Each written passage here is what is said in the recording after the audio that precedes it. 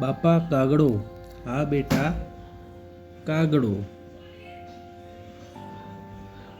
એક ગામમાં એક વેપારીની કરિયાણાની નાની દુકાન હતી. આ વેપારી આખો દિવસ દુકાનમાં બેસી ચીજ વસ્તુઓ વેચે, વેપારનો હિસાબ એક ચોપડામાં લખે. આ વેપારીનો દીકરો નાનો હતો ત્યારે દુકાને આવીને રમે.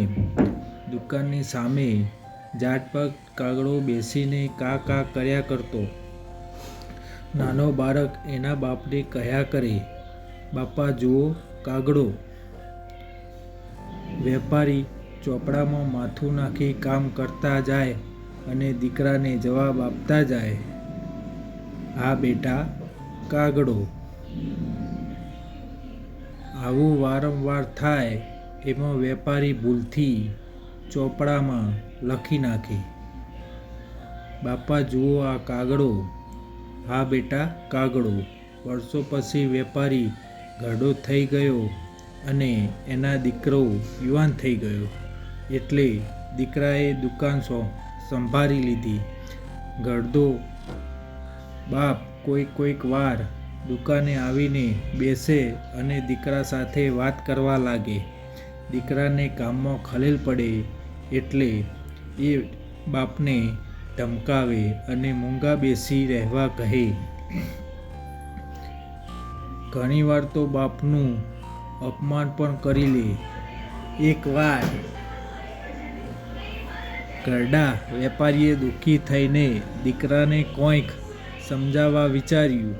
એણે વર્ષો જૂના હિસાબના ચોપડાઓ દીકરા પાસે મૂકી દીધા. દીકરાએ આ ચોપડાઓ જોયા તો એમાં વાંચ્યું, બાપા જુઓ આ કાગડો, હા બેટા કાગડો. દીકરાને એના બાળપણની વાત યાદ આવી ગઈ કે પોતે સતત રમત કર્યા કરતો અને આવું બોલ્યા કરતો. ત્યારે એના બાપ જરાય અકળાયા વગર એને જવાબ આપ્યા કરતા. એમાં જ એમનાથી ભૂલમાં આવું લખાઈ ગયું હતું. દીકરાને ખૂબ જ પસ્તાવો થયો કે એના બાપે જરાય અકળાયા વગર એને આવા લાડ લડાવ્યા હતા, જ્યારે પોતે તો ઘરડા થઈ ગયેલા બાપનું અપમાન કરે છે અને એમને વાત જ નથી કરવા દેતો. ત્યાર પછી દીકરો બાપનું ક્યારેય અપમાન ન કરતો અને એમની સાથે વાતો કરીને એમને આનંદમાં રાખતો. ઘરડા મા બાપનું ક્યારેય અપમાન ન કરવું.